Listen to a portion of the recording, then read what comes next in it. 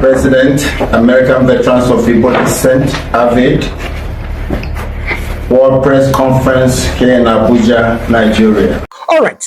So once again, the American Igbo Veterans has sent a strong message to Nigerian government concerning Nnamdi Kanu.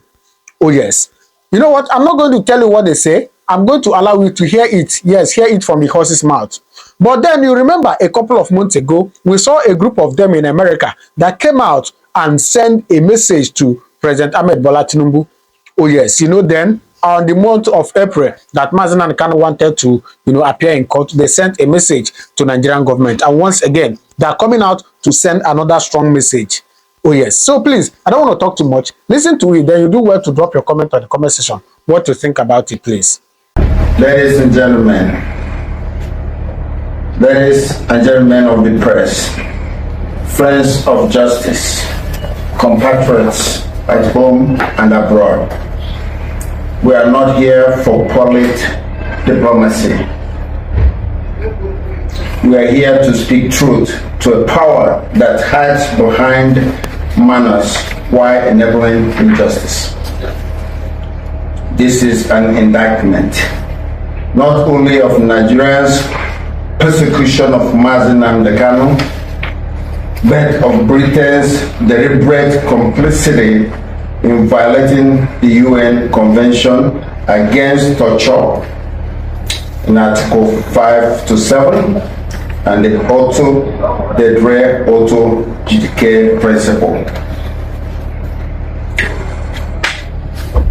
Britain has abandoned its own citizens to torture, and history will remember. 4 years of silence, 4 years of complicity. For over 4 years, Nnamdi Kanu has been detained after being abducted in Kenya on 27th June 2021. This was not an arrest. It was a kidnapping, violating Kenya's sovereignty under Article 2, subsection 4 of the UN Charter. The African Charter was violated. The UN Convention Against Torture was violated.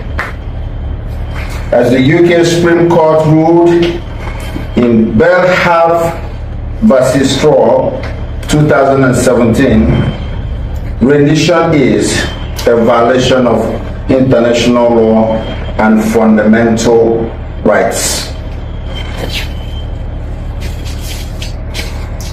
Britain's response with a question, a whisper for clarification. Britain's silence is not golden. It is crimson with complicity. From Britain to today, the blood-red thread. The silence continues Britain's policy towards the Igbos from 1967 to 1970. You armed Nigeria and ignored the starvation of millions. Half a century later, that policy is unchanged. Britain's betrayal of the Igbo did not end in 1970. It simply changed uniform.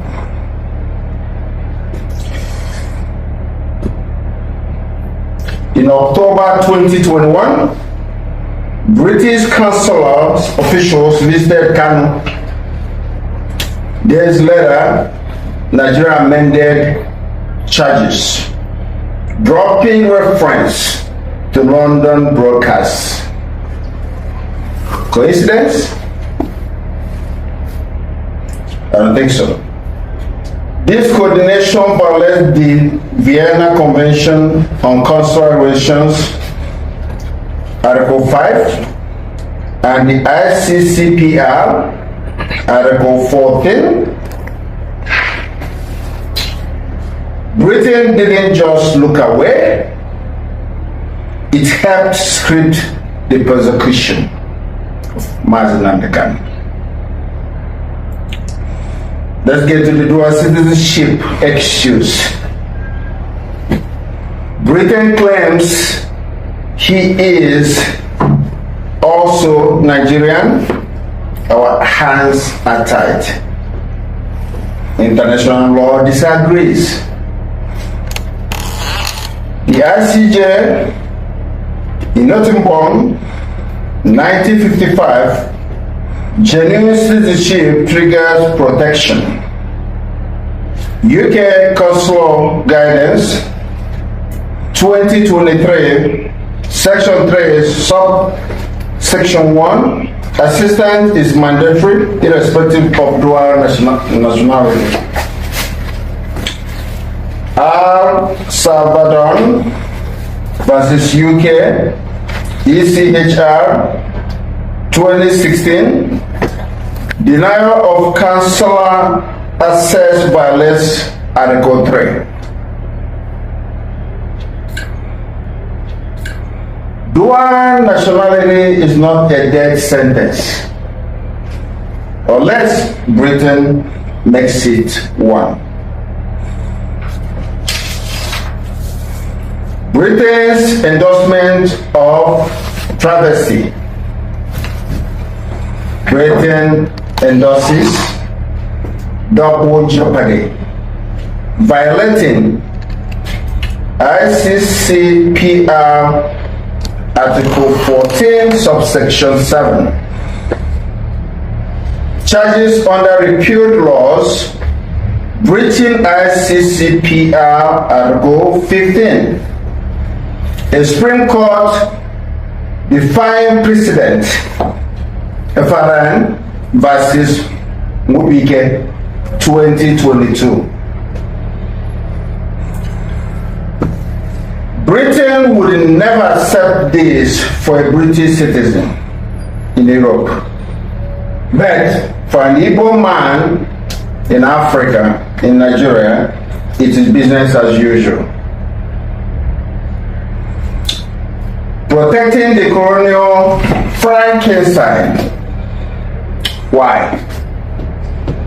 Because Kanu challenges the artificial state Britain built in 1914 because he's an Igbo man.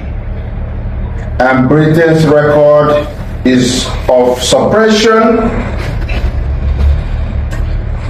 Britain is still protecting the Frankenstein it built in 1914, even if it means destroying its own citizens. The issue of this charge is not acquittal. That's a lie for Peter Well. After the Court of Appeal discharged Kanu in 2022, Britain whispered, this charge is not acquittal. This is false. Fallacy. Adetona versus IGP 2020. This charge was acquittal.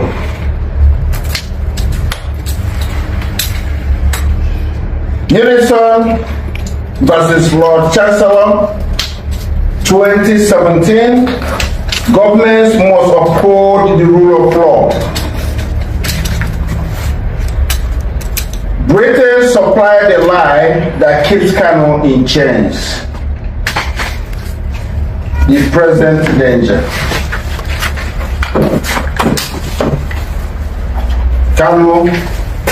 Kanu's health is failing. Under Article 12, ICESCR and Dixon versus UK, ECHR 2007, Britain must intervene medically. Failure makes it complicit in debt. If Kanu dies, Britain will not be an observer. It will be an accomplice. Our demands. We demand Britain, number one, to publicly condemn the rendition by El Masari versus Macedonia 2012. Number two, we demand immediate release by ICJ Diola case 2010. Number three, launch a parliamentary inquiry into Vienna Convention breaches. Number four, end diplomatic cover violating Erga Omnes human rights obligations. A government that claims to defend human rights must start with its own citizens. If Britain claims to be a nation of law, act like it. Stop hiding behind selective morality. Silence is not neutrality, it is complicity. If Nnamdi Kanu dies in detention, his blood will be on Britain's hands. Under Article 2 ECHR, the Igbos will remember. The world will remember. On this note, we are reminding the world about what happened in January 2017 when inauguration of Donald Trump was celebrated in Port Harcourt, and the Nigerian government shut down and killed over 27 young youths of Igbo descent, IPOB young stars, for doing nothing but cheering up the president of their choice. This happened and nobody have been brought to account for that. We are asking that the government of the United States under Donald Trump, present president, to look into that massacre, because it was democracy that was being celebrated, and those youths were happy, rejoicing that such a good thing happened, and the military went and killed them all like chickens. We continue to ask, what is it that you're holding Nnamdi Kanu for? And we believe, as a British citizen, the British government's hand is in it, because Nnamdi was discussing about the atrocities they're doing in Nigeria. They don't want any development in Nigeria. Everything that we are doing is what Nnamdi was preaching on, and everything he have said before have happened today, and it's still happening. The jihadis coming in to work for the British government and to be killing people, the Fulani herdsmen, the terrorists, and that's what they are, killing people, trying to displace indigenous people, trying to take their lands from them, land grabbing. We want the world to look into it, more especially the United States government. For one thing, if nothing is done, once these jihadis get hold of the southeast, the Christians that they're trying to exterminate, they will have hold of the sweet crew. And once that happens, the next thing will be to challenge the United States and even the Britain that is encouraging them to do their bad deeds. So, Father, I've heard that a Nigerian government official, the Inspector General of the DSS, Department of State Services, has said, Nigerians, defend yourselves from the terrorists and the bandits, end quote. So, Father, as a minister of God, do you support self-defense, especially where it may lead to the killing of your assailant? Thank you very much, sir, for the question. And if you don't mind, let me begin by thanking you and your colleagues who have been working with us tirelessly to bring to the awareness of the world the level of injustice that is going on in Nigeria. It's getting too much. And at some point, somebody somewhere has to stand up and say, enough is enough. Now, coming to your question, yes, the Director General of DSS, who in American context we might equate to the Director of Homeland Security, is a special government official in Nigeria who is privy to top secret intelligence actually. For him to step forward and publicly told Nigerians, arm and defend yourselves, tells me a couple of things. One, Nigeria is either becoming a failed state or is already a failed state. Why? Because he said that they don't have enough government manpower to defend you. The military, the police, the DSS, that they don't have enough power to defend their citizens. What is the primary responsibility of any government, democratic government? To defend the lives and property of the people. So, for the director of DSS to say we don't have what it takes to protect you Nigerians, it means that they are incapacitated. Self-defense is a natural phenomenon. If I were to beat you now, you will blink unconsciously in defense of yourself. So self-defense is a natural phenomenon. But in the context of the DSS, honestly, I wasn't expecting that we shall come to that level at which the common people are required to arm themselves and defend themselves. But guess what? It has happened. In other words, what it means is you're on your own. If anything happens to you, you have yourself to blame. Now, because self-defense is a natural phenomenon, I have never read about any law, moral law, Christian law, civil law, natural law that is against self-defense. None whatsoever. But you know what? Where you have a good government, you take it for granted that you are protected. And so it's not even a question of whether I support it or not, or whether it is legal or not. And then for the government to say, defend yourself. Now, we are taking self-defense to a higher level. The level of you have to do everything possible to protect your life. Your life is the most precious gift God has given you. Very, very precious. God has given us a precious life to take care of, and we should guard it judiciously.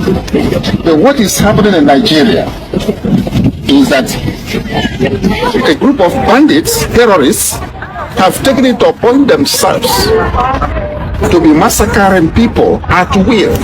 They carry arms all over the place, unchecked, unhindered. And they are decimating ethnic groups in the name of herders, farmers, rubbish. There is more to it. There is a hidden agenda, and that is ethnic cleansing and religious persecution. That is what has been going on. At this point in time, I will actually go the extra mile to advocate for self-defense. And people should defend themselves. And I'm asking my people, you cannot waste the life, precious life God has given you. You must defend it. Because there's no way. It has come to that. If the government tells you to defend yourself, defend yourself. That's what I will tell my people. And then I will ask our brothers and sisters in diaspora, especially here in America, who are from Igbo descent. Igbos here in America and Europe, organize yourselves, raise money, and make sure that your respective communities at home are protected. Have a very working vigilante groups, and make sure that your communities are protected. The time to pretend that everything is okay back home in Nigeria is gone, and may never come back until that country disintegrates. Because honestly, a failed state, the only solution to a failed state is disintegration. To your tents, O Israel, everybody should go and take care of themselves. From the local communities, maybe to the regional level. And guess what? This is exactly what Nnamdi Kanu has been preaching for more than 10 to 15 years. That these people are coming, these are mercenaries sponsored by the Fulani hegemony to decimate the rest of the ethnic groups in Nigeria, and the government has done little or nothing to stop that. And to our greatest embarrassment, or even being fair to them, they have now told us officially that there's not much they can do. So Bruce Fine, as a constitutional lawyer, and the International Council for Nnamdi Kanu, and you visited Nigeria many times. Your client has served over 5 years in prison. What is Nnamdi Kanu's current situation, and how has the current state of the Nigerian constitution and the rule of law affected Nnamdi Kanu's freedom? Well, thank you for that wonderful question.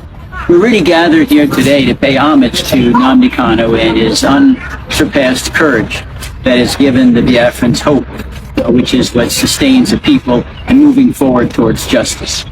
Nnamdi Kanu was victim of a crime. Crime perpetrator was the nation of Nigeria. In 2021, he was kidnapped and tortured in Kenya. He was then returned to Nigeria, where he's been denied a trial for now over 4 years. I helped precipitate a ruling from the working group on arbitrary detention in Geneva, holding very unambiguously and calling for the immediate and unconditional of Nnamdi Kanu because the government of Nigeria had violated 16 human rights covenants that were binding on all nations, whether they accepted them or not. The Nigerian government has flouted that decree now for almost 3 years. Nnamdi Kanu remains in isolation. Again, he's never ever been given an opportunity for a trial. There are repeated adjournments because there is no evidence. I've examined the indictments. They're really quite hollow. They don't have any specificity of what Nnamdi Kanu did that caused any kind of violence or harm. And at present, there still is no scheduled trial date. It's a continuing criminal violation by the Nigerian government. The great irony is that the real case should be Nnamdi Kanu versus the government of Nigeria, which should be in the defendant's chair. One of the things that's very astonishing is that for hundreds of years of Anglo-American jurisprudence, there's a motto: crime should not pay. The Nigerian government is trying to make their crime against Nnamdi Kanu pay, which is intolerable. Bruce, what can be done for the government of Nigeria to help free Nnamdi Kanu? Well, there are several precedents. One, during apartheid, South Africa was suspended from the United Nations General Assembly until Nelson Mandela was released. And there's nothing that prevents petitions now to the United Nations General Assembly insisting that Nigeria be suspended until they release Nnamdi Kanu. That's one possibility. Another would be if you had the president issue an executive order says there are going to be no Nigerian visas to visit the U.S. until Nnamdi Kanu is released. That would impress upon all Nigerians the penalty they're paying because the government is being so lawless and tyrannical. There are other options, like having an international arms embargo on Nigeria until Nnamdi Kanu is released, having very, very high tariffs on anything sold by Nigeria until Nnamdi Kanu is released. These are financial pressures. They've been utilized in other countries in the past. It's a matter of political will, not law. Chief Ugonna, how do the attacks on the Christian community and the continued injustice faced by Nnamdi Kanu serve as a serious warning sign for all Nigerians about the state of justice and freedom in the country? You know, that's an excellent question, and thank you for posing that. I want to tell you a short story. I've been going to the region for 20 years. And the first 10 years that I was there, it was quite peaceful, at least in the southeast. Some of this was brewing already in the north, but in the southeast and the spaces where I was at with the Igbo, quite frankly, it was fairly peaceful. And then, right around the time actually when they put Nnamdi Kanu under chains, things blew up. And more than that, I think when people in the villages and the boroughs of southeast Nigeria look at this, they see, wow, if they can do that to somebody like Nnamdi Kanu, who is quite an individual, what could they do to me? what can they do to the individual citizens? It's just gone wrong. I'm telling you, and I've told the State Department here before, not from this current administration, but the previous one, that if we don't do something about this, that place is going to implode, and we're going to end up with a pile of people coming over who will immigrate just to get out of the place. That's what's going to happen. I think the other thing that lines up where the people, situations that they're living in, many of them are Christians. We've said before, 90% plus are Christian. Those who are Christian are experiencing the same kind of attack. There's a group in Southeast Nigeria called Inner Society, and they're a data crunching kind of group. And they've also got a very nice legal angle where they triangulate on everything to make sure that what they print is real. And they printed a statistic where they said just recently that for a period of 9 years, there were more than 30,000, mostly Christians, either killed or extremely violated. And even since they printed that, another 9,000 have been added to the list. So you're talking about 40,000 people. When we had our 9/11 here in the U.S., it wasn't anywhere near 40,000. Look at the reaction we had. 40,000 people being killed or violated should draw an unbelievable personal explosion. I think one of the things that people need to do, citizens, whoever is a citizen in Nigeria listening to this broadcast, need to really think this way. I used to work for a guy who said, you know what, now that we've had all this discussion, that's all wonderful, but tomorrow morning when you wake up, what are you going to do? What are you going to do? And the point is, you need to be able to answer that question. And for me, it comes down to three things. The first is you need to understand what's going on. What's going on in your village? Who are those strangers out in the bush? Who are they? What are they doing? You need to understand what's happening to you. You can't wait for somebody to tell you. Nobody's going to tell you. When DSS has already said, you know what? You better take care of yourself. You know, actually, I don't know if they really want to give us any good advice, but that's good advice. We need to take care of us. You need to get up and understand what's going on. The second thing you need to do is you need to have a plan.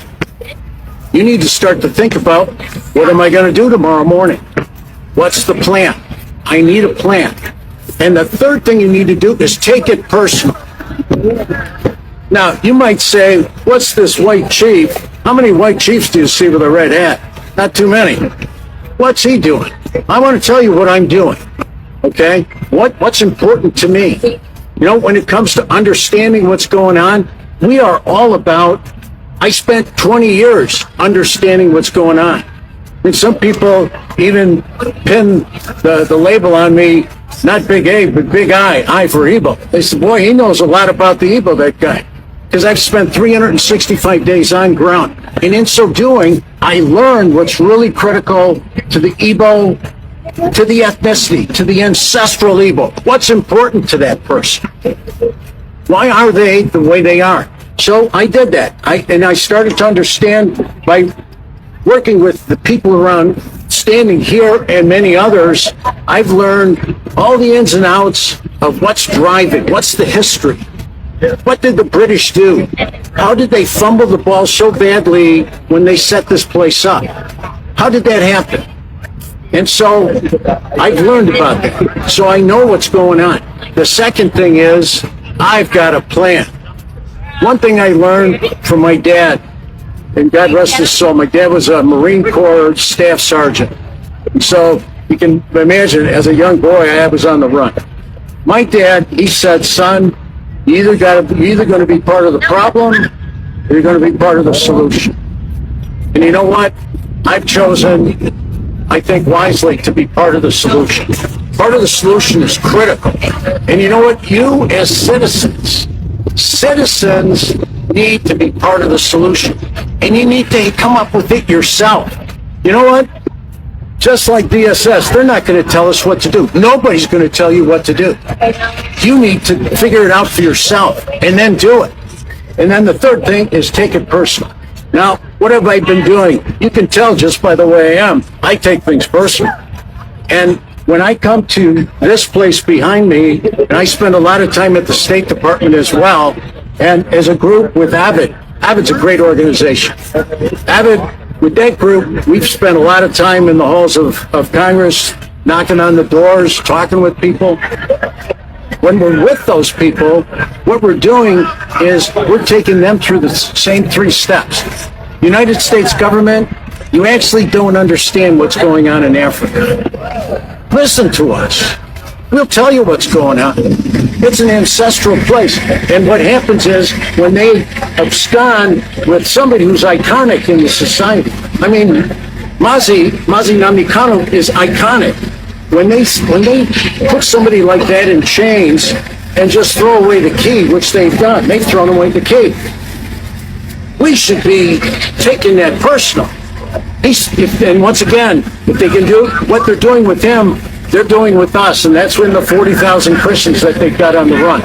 There's another little bit of data you ought to know about. You know, all the people, and I bet there's hardly anybody in the region who hasn't been personally touched by a disappearance. You've got family, friends, fellow villagers who've been absconded with, they've been stolen. Everybody knows what I'm talking about. You know what's going on. Well, what happens is we need to tell the people in these powerful places, because they have a lot of control. I think you've heard quite a bit of wisdom about what the U.S. government can do. But for sure, the U.S. government needs to understand that if these 3 questions don't get answered, also by the United States, understand, have a plan, and take it personal, one day it will come to our shore. One day that place will just turn into a mess.